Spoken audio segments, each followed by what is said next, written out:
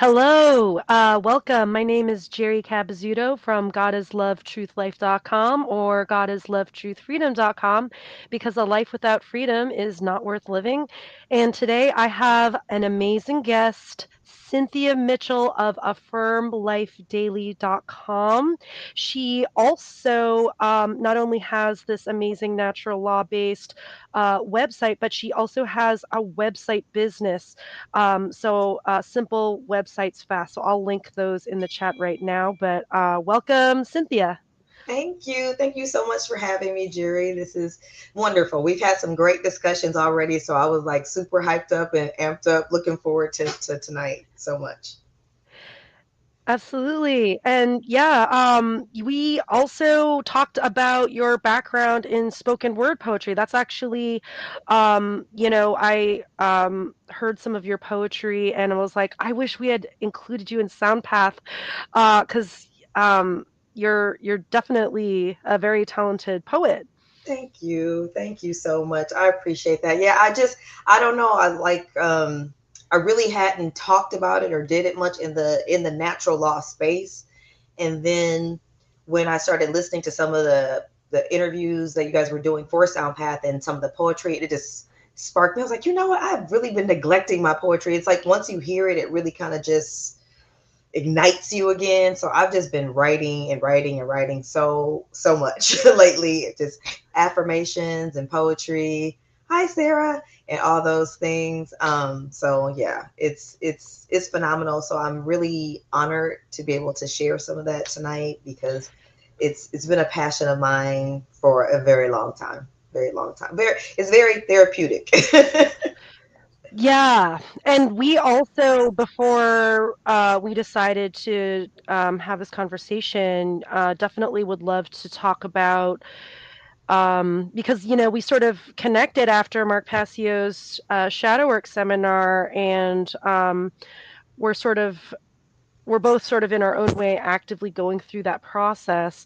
And I would love to hear about your thoughts and we'll go into it after your poems, but the relationship between shadow work and artistic expression, perhaps.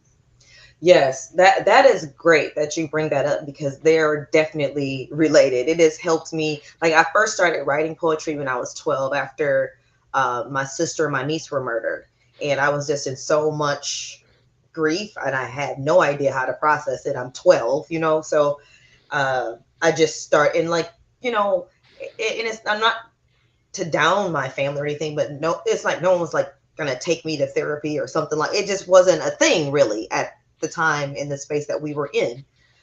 So I needed some way to try to deal with this and process this and express my feelings because we weren't really talking about it. I don't think anyone knew how to deal with it. My parents didn't know how to deal. Like, how do so everybody kind of just went to their own corners in grief, and the poetry really helped me because I at least was able to get out a lot of what I was feeling and process a lot of what I was feeling through that. So it's been very therapeutic, and that is a direct connection to shadow work. You don't think of it as, oh, I'm doing shadow work necessarily, like, especially when you're a kid, but you are because you are dealing with things that you would normally have just I would just kind of left suppressed all that grief, and a lot of it still did end up suppressed and coming out in other ways throughout my life, but it at least helped me process some of it and begin that healing journey, somewhat. Awesome. Yeah. So I would, yeah. And we have a poem that you wanted to sort of start off with Yeah, this evening. Yeah. yes, I'm going to start us off with a poem entitled Gods and Monsters. Forgive me that I have to read this. I don't know it by heart anymore. I used to perform all the time and I haven't performed in a while. So, um, Sorry, I'm trying to find a way to get you. it's Oh, okay. I'm not used to hosting. I'm a little rusty here. How do I make No solo? Here we go. worries. Okay, here we go. Okay. All right. So this is called Gods and Monsters. There's this battle between gods and monsters. When I was a little girl, I always thought the monsters were waiting for me under my bed until I realized they had swarmed my body and taken refuge in my head. But it's not so bad with the monsters in there. I can still print my face and fix my hair and act like them and work their jobs and play their games and be their snobs, eat their food and drink their drinks. But most importantly, think their think. Chase their dreams and forget my own. Speak with my soul only long distance by phone. The gods didn't have a chance once those monsters set in because I can outrun them and I can outwit them. I'll just wait right here because I can also outsit them. I'll just convince them to give me first place. And eventually I'll be happy once I buy that car and get that job and get back then. But this ain't a race. There's nothing to win. There's only you. There's only me. There's only passion. There's only free. There's only life. There's only will. And there's only so much you can spill before those monsters have you searching high and low for alive. Forced to sleepwalk just to survive. Existing and living are such completely different things. And with that notion, I disrobed and spread my wings. So that was Gods and Monsters. Oh, I can't hear you, Jerry. I that was amazing. Thank you. You're so expressive in like the rhyme scheme and the spiritual lessons too. Thank you. Not looking at, externalized solutions and yeah, talk to us about, how this poem came about for you. Okay. Yeah, this poem I wrote many, many years ago. And a lot of times I really feel like, and I didn't really know the term for it, but I would tell people, like, they'd be like, oh, how did you write that or whatever? I'd be like, sometimes I really don't feel like I write the poem. It just like comes to me. Like it'll just come to me. And I'll like, because most of the time, so when I write, it's usually a lot of times in the middle of the night. I'll just wake up and like all these lines will be in my head and I'll just start writing or very early in the morning. So a lot of times I feel like maybe it's thank you. Maybe it's like a download or channeling or just coming from my higher self because sometimes and when I go back and read things that might be a really old poem, maybe 15 years old or 20 years old, and I'll be like, I wasn't really even that aware, but the poem was more aware, like the awareness level and the than I was. So it's so I just feel like it definitely comes from a place that's, I guess, maybe I don't want to say greater than me, but more like, and I don't want to even say external to me, but just all of me, maybe, all the different layers of me, not just the physical body, I guess you could say, because like I said, just the way that it comes to me. But this particular poem, I really just kind of wanted to talk a lot about um, how we always perceive the things that we need to be afraid of as, like you said, outside of ourselves, you know, and these dramatic battles between good and evil. But all these battles are really internal battles that we are projecting outwards because we create this reality, all of us. So as a collective, as individuals and a collective, so it's kind of showing that um, through the lines of the poem and just breaking down, like, this life boils down to some very, very basic things, and we can get so caught up in all this minutia and all this, oh, I gotta have this car, I gotta have this job, I gotta have this kind of house, I gotta keep up with the Joneses, I gotta look better than her, I gotta be this size or just whatever.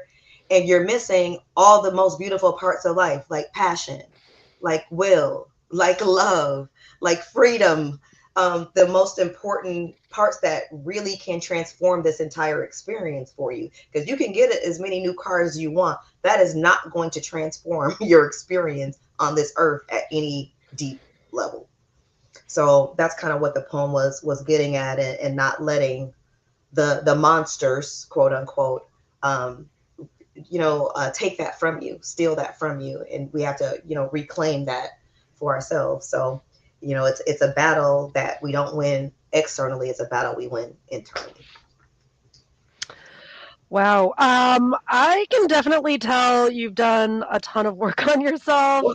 Yes, still a lot, still doing plenty. Don't get me wrong, still doing plenty. But yes, I have had to do a lot of work, especially, when I was younger after what happened with my sister and my niece. They were murdered by her husband. I told you a little bit about this, by her husband, and then he killed himself.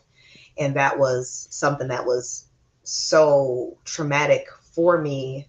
And in my early, like my teens and my early 20s, I was just like a very depressed and angry person, to the point where I was like, there's no point to life if this is how I'm going to wake up and feel every day. It was just like pointless to me. I could fake it really good, but I know how I felt inside. And I felt very angry and very, very depressed because it didn't make any sense to me. I'm like, they talk about God being loving, and God, if God's so loving, why is my 5 week old niece being murdered? Like, I couldn't make sense of anything. Like, nothing made sense to me. I was angry as hell. So I had to make a choice. Like, am I going to go on like this, or am I going to make some changes? And I read two books that helped me tremendously, and that kind of started me on my spiritual path. I read Seed of the Soul and Conversations with God. I read those two books, and it just gave me a perspective on not religion but spirituality that I had never been exposed to before, and it changed everything. I just started to be able to build off of that and change and grow. But it's been a slow process, and like nothing like this is linear. You be like this, but you're going in a certain direction, but you're going there like this. So, but yeah, Yeah. yeah, it's taken a lot of work, but now I look forward to the work. I'm so committed to the work. It's like, what else would I be doing? Like, you know what I mean? That's the whole thing of, purpose of being here, is to come back to self, to remember self, you know? Hmm. I yeah, resonate with a lot with everything that you're saying, and I am just in awe. Sarah Cross says I would like to read those books. Yeah. Very good books. Very good books. Yeah, I read Conversations with God, but I'm not familiar with the other one that you said. Seed of the Soul by Gary Zukav. And it's an older book, because this was, yeah, like I said, in my 20s. So yeah, but yeah, it's a very good book, and it's timeless. So you would definitely get something out of it if you gave it a read. It's a very good book. Actually, should put it on my resources page on the site, on my book list, because it is a very good book, and it's very digestible, and it makes just a lot of sense, just straightforward. Absolutely. And well, I'm just going to say it. I just think it's amazing that cuz and this is something that you and I haven't talked about, and we'll definitely talk more deeply about maybe in another podcast, but just because it's such a large topic. But I think, there's a lot of religious programming in certain communities. Like, for example, like, my in-laws, they have a lot of like fundamentalist Christian programming in the sort of Caribbean community. And then, like, for me, there's a lot of like similar just Catholic programming.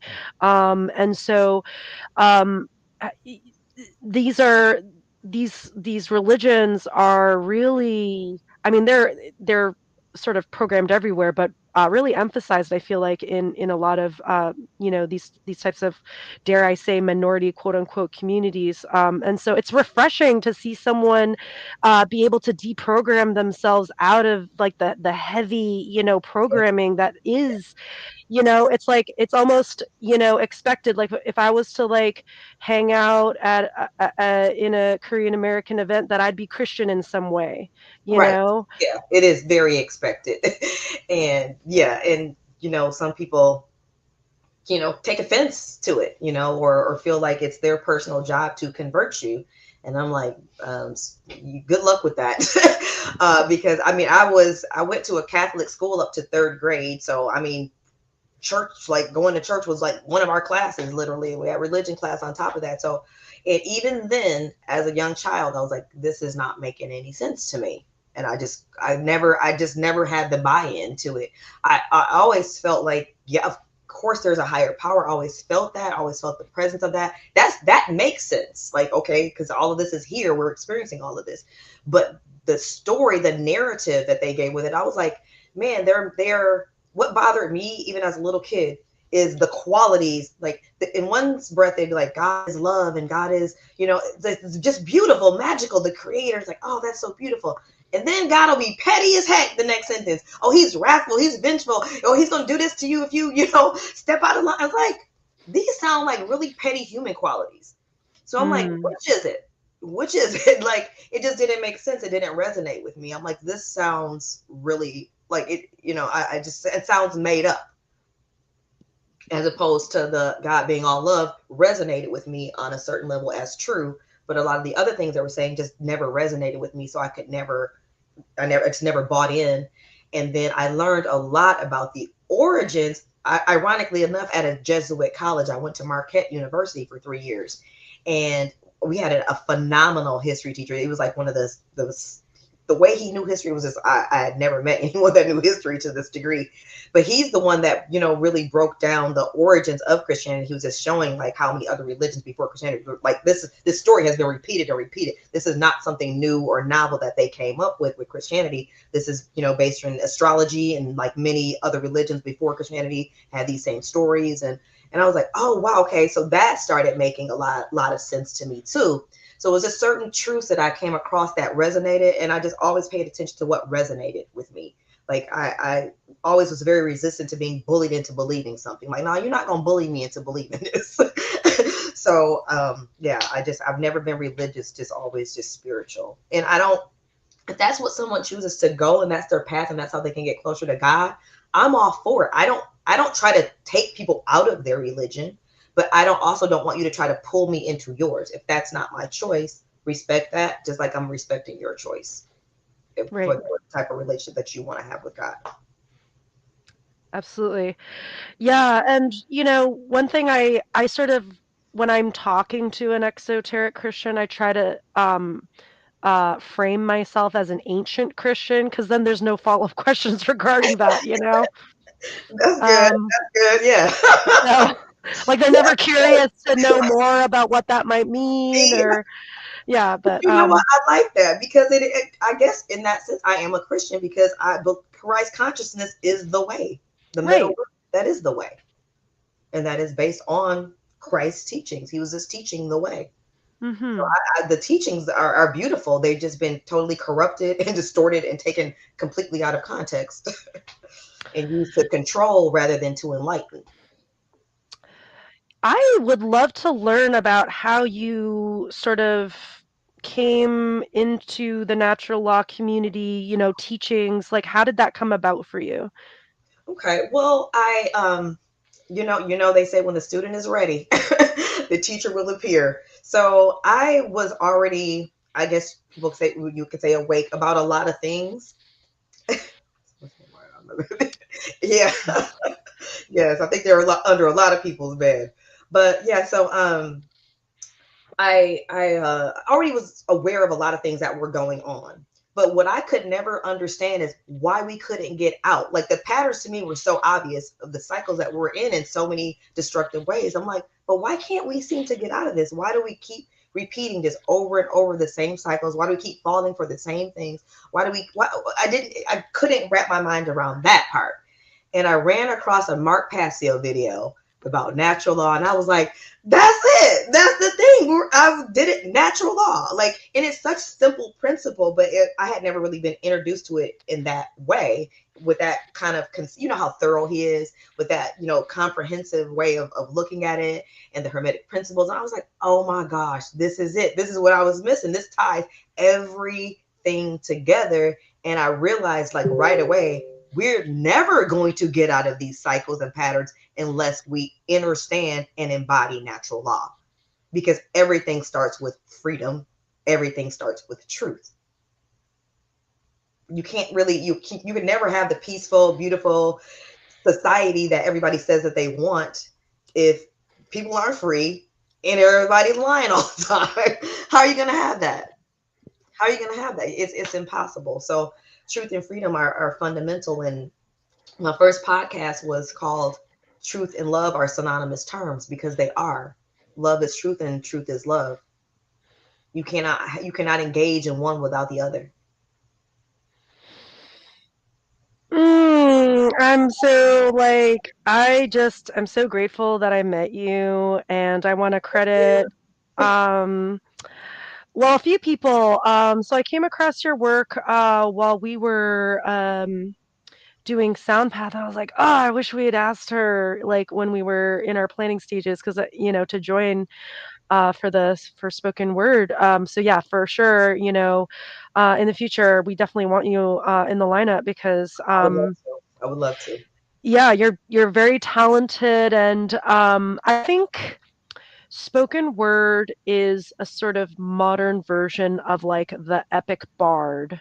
It's the truth speaker of today, Yeah. whether it's through rap or whether it's through, just I think that it's really important to synthesize these ideas using art so that we can develop a holistic mindset when we think about these things and when we heal ourselves. But um yeah, I'm definitely ready for another poem if you are. Yeah. Yes, yes. No, this is a recent one that I wrote, and it's about shadow work. So it's called Search and Rescue. I sometimes call it my shadow side, the parts of me that I consciously or unconsciously choose to hide, the divide within, the sacred schism, the original sin. I begin the journey as a search and rescue. I have to begin to unravel, unlock, undo the other half of me. But how do I reach you? You're so cunning, so clever. Will I wander these caverns, these labyrinths, these mazes forever? Phases of a life cycle on repeat, but it's not a darkness to defeat.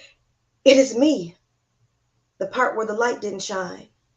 The part that protected me, haunted me, observed me from the sideline. I rewind every moment as I try to understand the vital roles you play. But today, I've decided to meet you face to face. I can no longer use my pencil to erase you. It's time to write my whole story. It's time to fill in all the blanks. I'm so weary from this journey, but still I give thanks. No longer a missing person. I choose to fully be right here, right now. I take a silent vow, committing to my growth, my ascension, my healing, weathering the storm, exposing the pain that I'm feeling, dealing with the darkness through the light of my heart, recognizing my true beauty derived from God's spark. As within, so without, as above, so below. I know that divinity resides in me. And it is through this darkness that I will finally be free. So that was Search and Rescue, Shadow Work poem. Oh my gosh, like I definitely um yeah, I'm definitely excited to I loved that one because there was so much play with rhythm I noticed also. Yeah. And oh gosh, like as above so below, and then you rhymed it with no. Oh yeah. And then the missing persons line, I was like, ooh, she's so right. Yeah. Yeah. So yeah.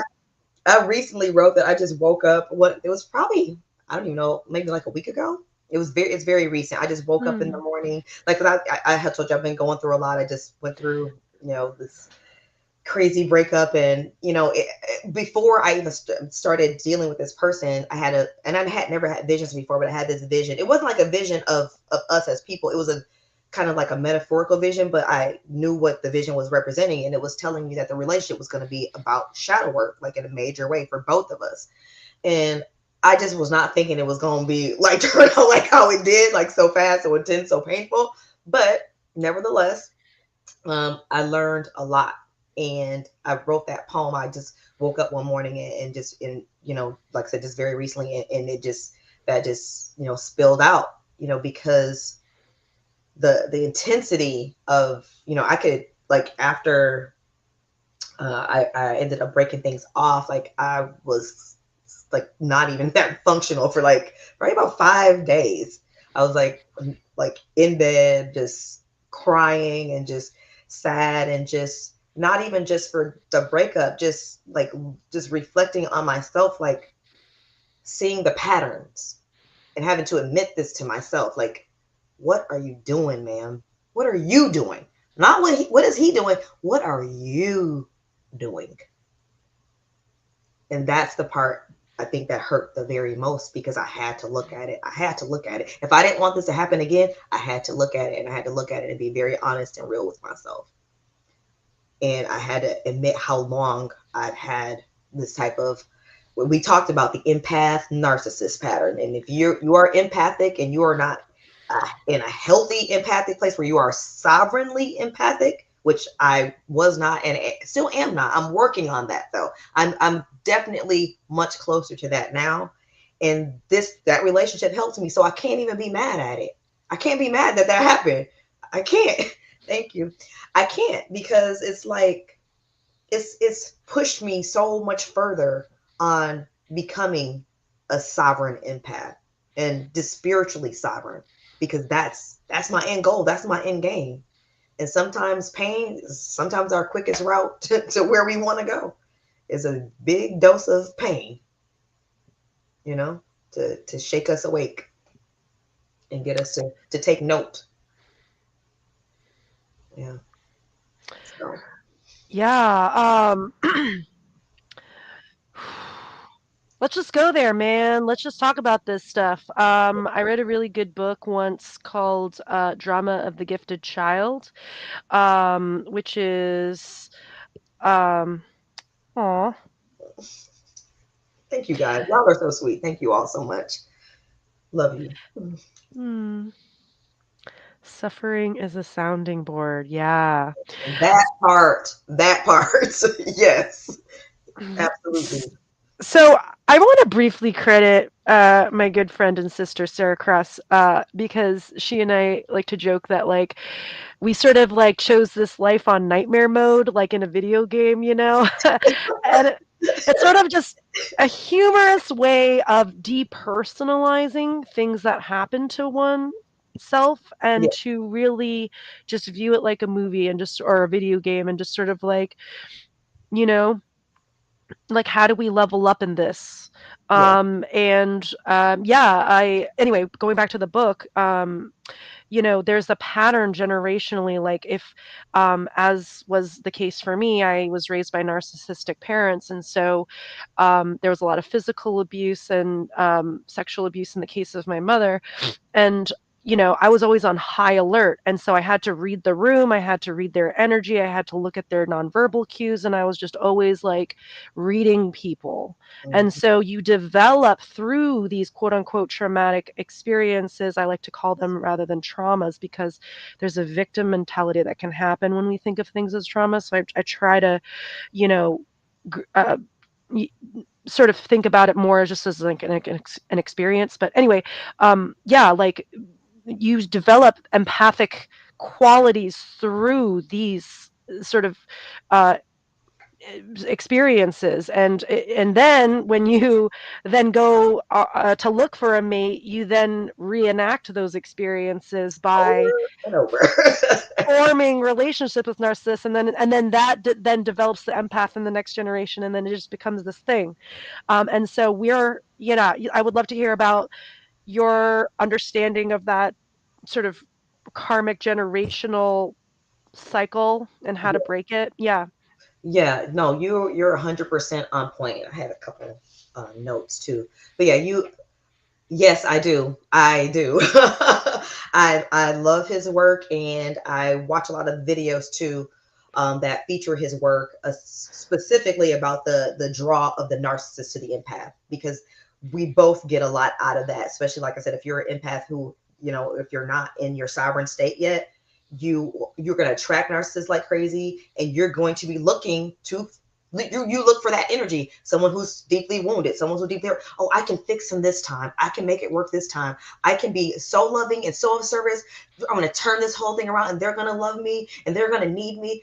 It's a vicious freaking cycle, and it's a pattern. If you don't recognize it, it can go on easily for your whole life. I mean, because I'm no spring chicken. So it's like I'm just getting to the point of breaking this now. Like, so it's very sticky. It's a sticky pattern. It can be hard to break. It can be hard to even see. It took me a long time to even see it, let alone to break it. But I had my dad was an alcoholic. So yeah, you You don't become empathic just because you wake up one day like, oh, I want to be able to sense every little change in someone's energy. That's what I. No, you have to. Otherwise, you don't know what might end up happening to you that day. So you Right. better learn how to read the room. You better learn this body language cues, energy changes, any little shift in your environment, you notice it because that could mean the difference between you being safe or not safe. Meaning, be the difference between you being able to maybe leave and go somewhere else, or you get stuck there because now you're trapped because now you waited too late. Now he's too drunk and now you can't leave. So things like that. So yeah, you definitely become very empathic and extremely in tune with energies and extremely in tune with being able to pick up on other people's suffering, their pain, their sadness. And instead of just recognizing it and having compassion, you feel like, oh, now it's my job to fix this, to heal this for them, to save them. And yeah, it just becomes a terrible, terrible cycle, repeating cycle, and you'll take it from relationship to relationship without even realizing it. I would love to hear about your any sort of healing methods or practices, rituals that have helped you along the way. Yeah, I definitely do a lot of meditations. I prefer guided meditations. I really like guided meditations. I do a lot of visualization, a lot of affirmations. And with the affirmations, it is really important what I found because I used to just like say affirmations, but now like I feel affirmations. I say them through my heart center. I don't say them through my mind. I say them through my heart.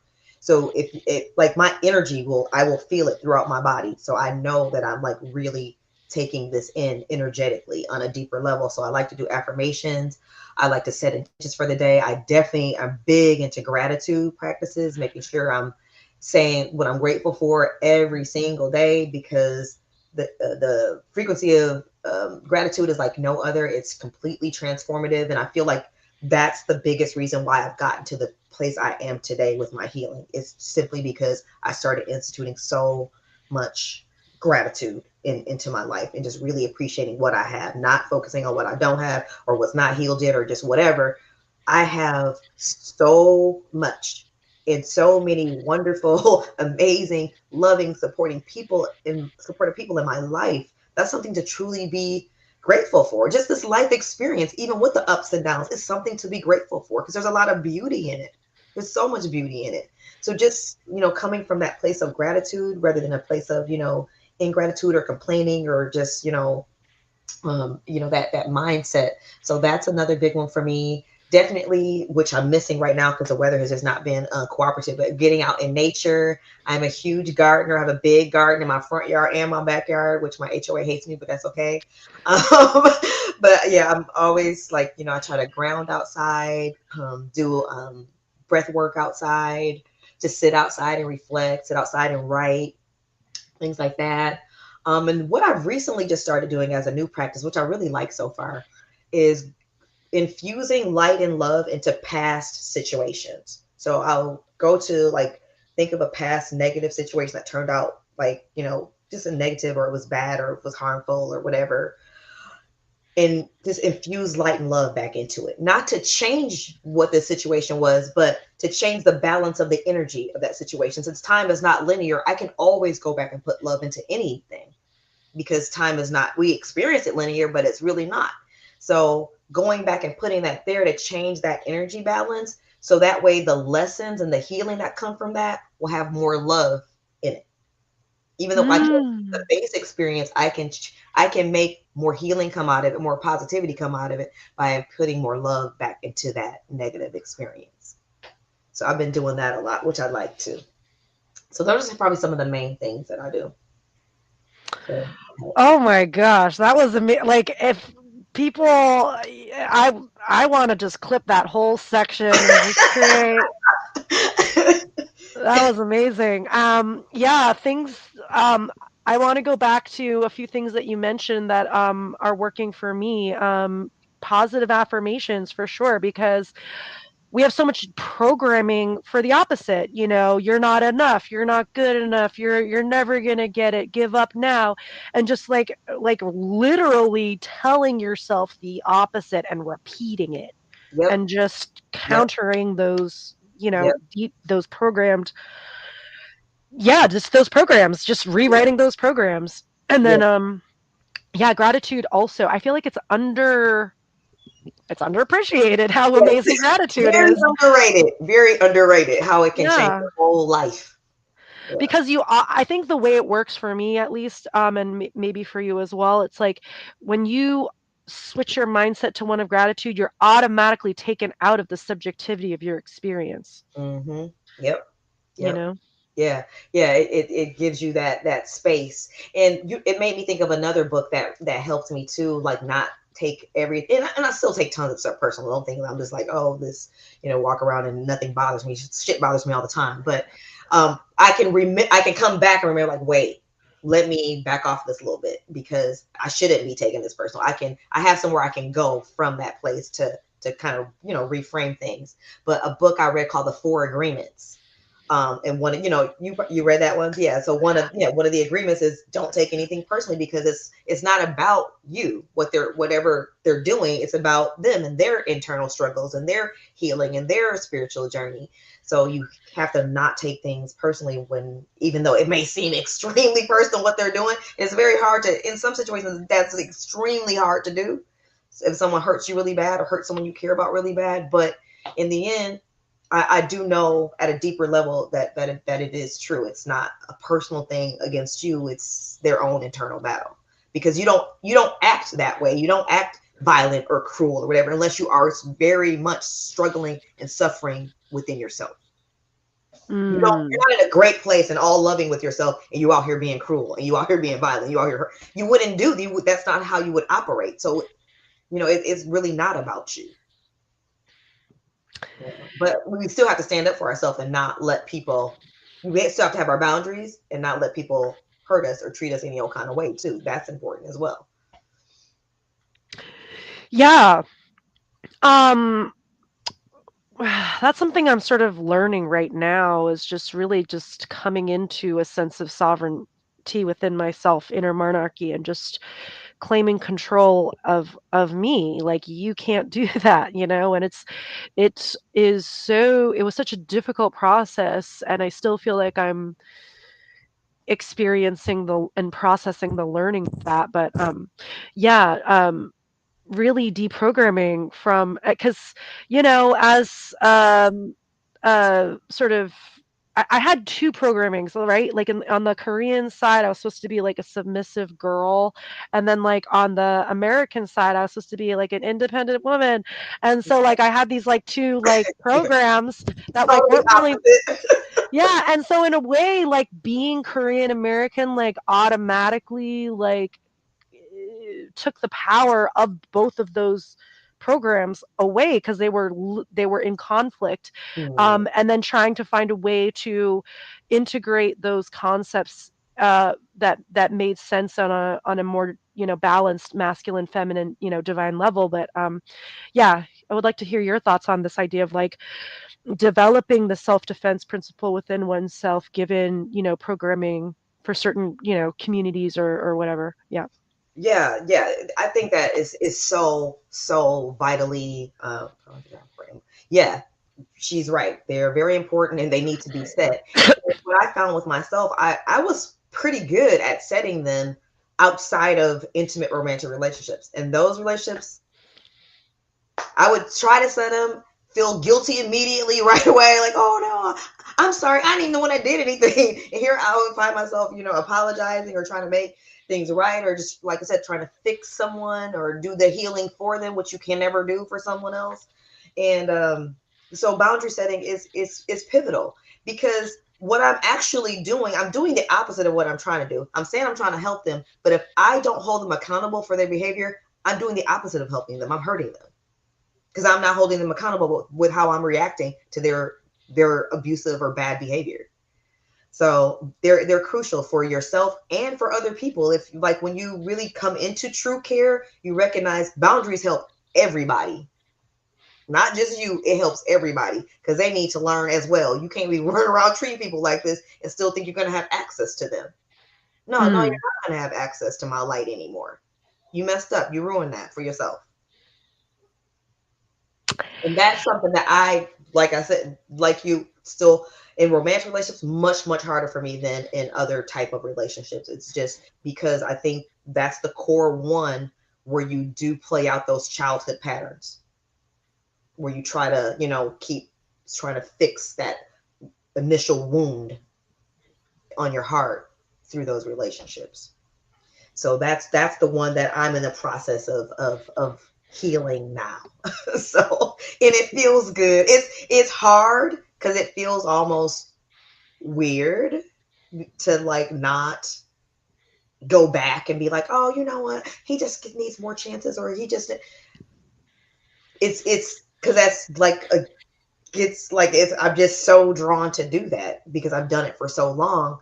But I'm just at a place now where like if I try to do it, like it just felt so gross to me. Even when I was trying, I did try to do it, and I was like, this feels gross to me. Like it was like I felt very kind of like even like physically kind of just nauseated by my own behavior because I'm like, what are you doing? Like, what are you doing right now? Be for real with yourself. Like you saying you want all these things to change. This is not how you change them. This is not how you change them by doing the same thing again. You got to let it go. You got to let it go. That version of you is ready to go. I can feel that it's ready to go. It's ready to be released. So I have to have the strength and fortitude to go ahead and let it go. Let that version of me go now. It's just scary sometimes stepping into such a different version of yourself because it's like, damn, I don't even really know this person. Mm. Oh, dang. What is she like? What is the Cynthia like that's in a relationship that is not doing that kind of behavior? Right. I don't know. I never met her before, but I want to, and I'm going to. So, Oh my, this is you got like you keep dropping truth bombs. I love it. There was a We question that said, "Do you believe in karmic relationships?" Yeah, yeah, I think so. I definitely do. I think we even often make agreements with each other pre-birth. To say, okay, we're gonna work together to heal, karmas or balance each other's karma and go through certain things together. No, I definitely think that that's a real thing, and I think I've definitely experienced that in some of my relationships. So, and that also makes you what has made me more compassionate and forgiving about some of the things that have happened to me because if we do make agreements like that, um that's a big burden on the soul that agreed to challenge you in that way, to challenge you for that type of growth that came whoa. through those type of lessons. So yeah, I try to like you were saying earlier, I try to step back further from things more often and look at it from a higher vantage point, not so personal, like, oh, this person's just attacking me and then I try to do that as much as I can because I can learn and grow so much more from the experience if I look at it from a higher vantage point. One thing that I'm really struck by is how brutally honest you're able to be with yourself. It's a quality that I don't encounter very often. And I'm wondering if it's because of your writing practice. Because, at least for me, like, similar to you, growing up, sort of tried to process what was happening in childhood through writing. And, like, in that practice, I developed a sort of brutal honesty with myself because the journal was just for me. Yeah. And so I could be honest with myself. But what are your thoughts on that, as a way of cultivating honesty with oneself? I think, yeah, my poetry, I think, has helped me tremendously just being an open book because the place I'm writing from is, like I said, it's just coming to me and I'm writing it and it is very raw. It makes me, very vulnerable because I don't, I don't, edit it to make myself look better or feel better. It's just, this is what it is. This is what I'm going through. This is what I'm feeling. This is what came to me. This is what I'm experiencing or have experienced. And I always felt better and lighter from expressing that. So I like being that open and that honest. It makes me feel better because, yeah, some people are going to judge you and, talk bad about you or just whatever. I really don't care. I really don't care because that's their journey. That's their thing. If that's what you need to do to feel better about your life, I'm gonna pray for you tonight. Mm. Because if that's all you get out of someone being vulnerable with you and being honest with you is how you can knock them down, that's the you thing. So I don't really worry about it. This is me. This is where I'm at. This is what I'm doing because I have found also just being open and honest helps other people not feel when they're going through stuff, not feel like, oh, I thought I was the only one that felt like that or went through that or is dealing with that or struggling with that. You can really help lift other people up with just being honest. We have a In the history. request. Yeah. Hey, hey, yes, I love that. Oh, Yeah. absolutely, absolutely. Yeah, I just want to have gratitude for Leslie Powers for bringing us all together she's with amazing. Sarah and you and me and others, and just I am so grateful to meet women in the natural law community that aren't like unhealed and catty and competitive and weird about it. Like, let's all just support each other Right. and, Yeah. like we can all have Empress energy, Yeah. it's not a competition. No, Like, it's not. And it's just always been so strange to me when you see people bring in like the hierarchy stuff into the natural law. I'm like, isn't this the whole purpose of natural law that we like or don't want hierarchy? right. And it's like, why are we bringing that into this? Like, I don't need to be better than you or less than you or anything. We're all just here as us. And that should be enough. I'm here as me, you here as you. We showing up honest. That's enough. That's enough. So Mm. you don't there need to be any judgment or ranking or anything like that because it's not about that. It's just not about that. So I really am grateful for this. Like the people that have come into my life over the last few years is just like I literally cry about it sometimes. I literally just bust out crying because they're so beautiful. That she's one of them, my friend. She's more like my sisters, but yeah, they're so amazing. They're so beautiful. They're so supportive. They're so real. They're so authentic. Like you, Sarah, Leslie, Derek, just so many people. Is just like, damn, universe, you are really kind to me. My daughters, they're just like, they're the, oh, I can't even describe how amazing those two young ladies are. So it's just like, I have a wonderful brother and just, wonderful. It's like, you know what? How can I be complaining? Even with and oh, there's some more. Them too. Love them, love them, love them, love them. Like I've just been blessed with just amazing people. Like how can I like in it with a straight face be complaining too much? Because a lot of people don't have that kind of support system in their life. They really don't. So and Bean, yes, my grandson Bean. His name is Sakai, but we call him Bean. Aw. So it's amazing, and it brings me to another poem, if you don't mind. Yes, absolutely. This is an older poem. It's called Reintroduction to Purpose.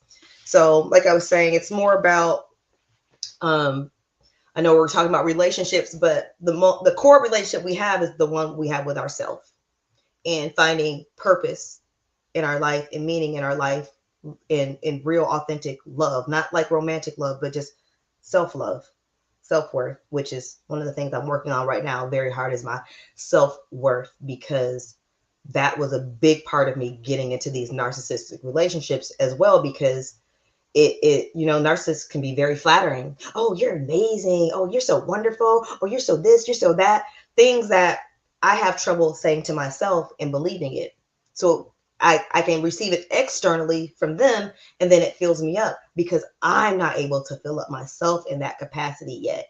So that is something I'm really, really working on. But anyway, this is an older poem, but I thought it was very relevant for today. So it's easier to let the shadows comfort me as I bitch and as I moan than to step into a bright sun where my every flaw will be shown. It's easier to engage discontent and wed fear, clinging to a life raft of mediocrity, than it is to risk the unsteady waters of meteoric rise. No, I'm not at all surprised to find myself here. It's easy to drape my naked body with doubt and dissatisfaction, though my inaction does not equate to my inability. The tranquility I find in transfixing my mind on back then rather than right now dilates my pupils and intoxicates my mind. Well, it's just so damn easy to dumb it down and keep it real and be like her, to let my past mistakes, misgivings, traumas, and sin stake a claim so firm in my life. I simply concede. I let them win. As my future warps and capsizes, continually caving and folding in, it just becomes so easy to be cold and unforgiving toward myself. As all my past mistakes silently lurk just shy of my right shoulder. That bottled self hate leaves me doubled over in so much pain. I feel I can only gain peace when I seal off all sources of light. It's so easy to let a long, lonely, sleepless night convince you you are unworthy, not wanted, completely incapable, no more than breakable glass. Even for such a forgiving God, you've asked too much. It's easy to choose cheap wine, meaningless sex, and artificial affection over the razor sharp blades of abandonment and rejection that true love invariably hides. Still, the tides and waves slowly rock me toward that risk on what are very choppy waters. Even though it's easy to nod in uncontested agreement with a world that simply wants me to just stay the same. And even though it's easy to complain that no one has fixed my life yet, even though I bet they could, and actually I think they should, I just really wish they would, because then I wouldn't have to. But these choppy waters are making what has been an easy ride increasingly hard. And even in the shadows, I can see I'm becoming increasingly scarred. My brutal reflection will rest no more.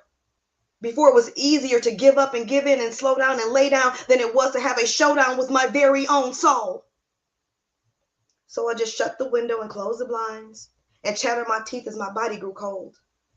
I mold into that familiar shape, make that predictable fold.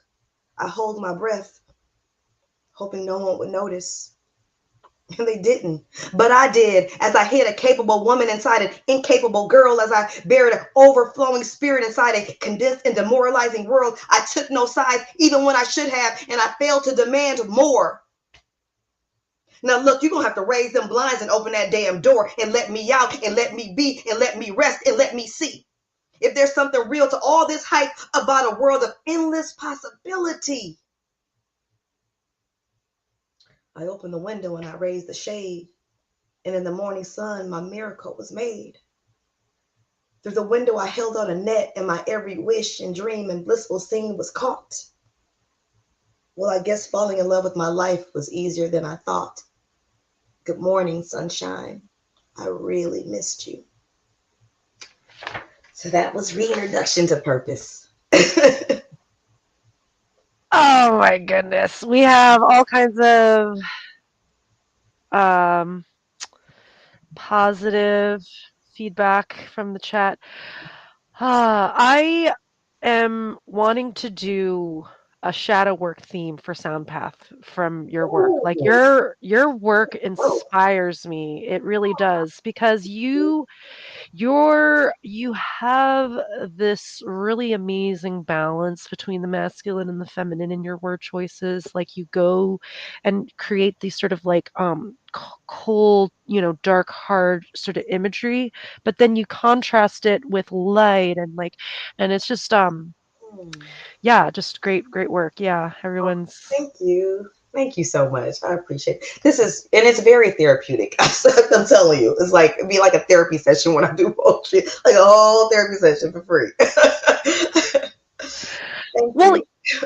yeah, and I'm realizing more and more like how important it is for us to not only do the mirror work on our own, but also mirror each other.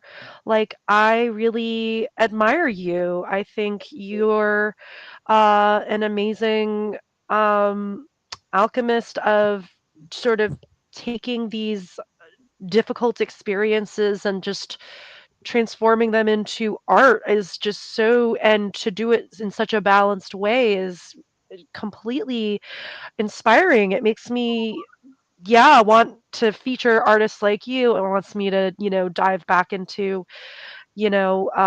art myself. It's you're definitely I'm sure you're inspiring all kinds of people right now. Oh, thank you. That means a lot to me. Thank you so much because and people like you inspire me.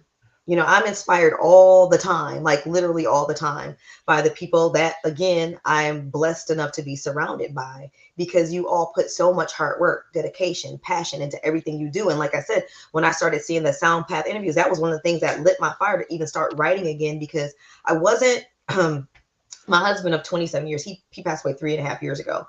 So, and I wasn't writing, it took me a while to even just be functional again. And then once I got back functional again, like, and that was shortly, then I ran into Mark Passio and then I started the podcast and then I started like really like becoming alive, like feeling alive again. Because for a while I was like, oh, I think I might have died too. I really thought that. I thought I possibly had died too, or it died instead because I didn't feel alive anymore.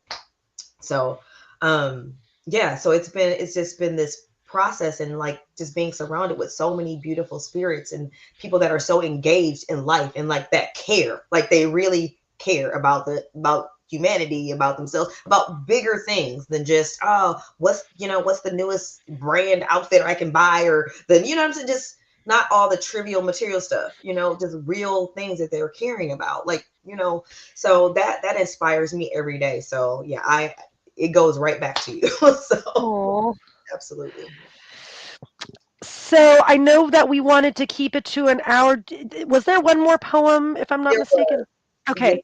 And this is a natural law poem, so shout out to natural law.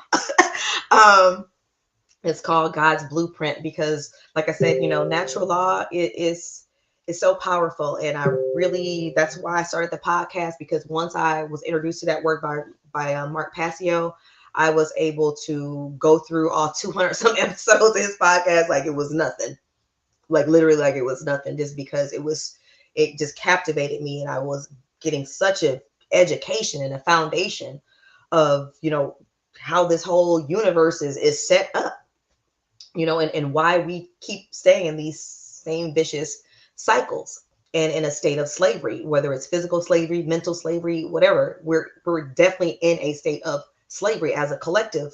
So yeah, natural law is the way. So I wrote this poem called God's Blueprint um, as kind of my ode to natural law.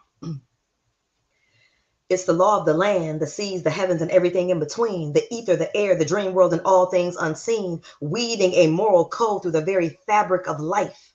Its essence, light as a feather, but its consequences, cut like a knife. The truth of the matter is the truth of matter. Our mental creation, the dream within a dream, our unreal reality where not a thing is as it seems. Anchored in love, we try to peek through the veil. Connected through source, we prepare to set sail, navigating these unsteady waters with spiritual GPS, globally positioning sovereignty as our shadows confess, from wading in the water to walking on it, from careless whispers to talking on it. We are one, a singular source, fractals colliding, navigating, flowing through eternal time and space, racing to nowhere. It is ultimately self we must face. The great showdown, nature versus man. Take 10 paces, then turn and aim, only to see the enemy has our own faces. We are nature. We are the love we seek. When the blindfold dissolves, the frightened magician shrieks. Our true nature revealed, our heart centers expand. Instead of movies and music, it's freedom on demand. The passion of the Christ consciousness, no more acting. Authenticity reigns supreme. Stop in the name of love and see the hue of your being.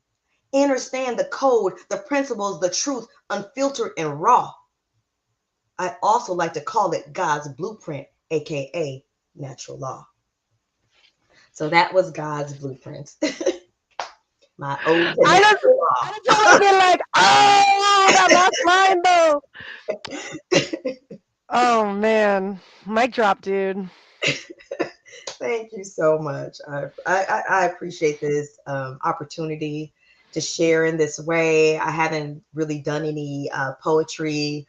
Thank you guys on any of the podcasts that I've been on. So this has been a beautiful experience for me, a very needed experience for me, and yeah, this is a blessing. I appreciate it.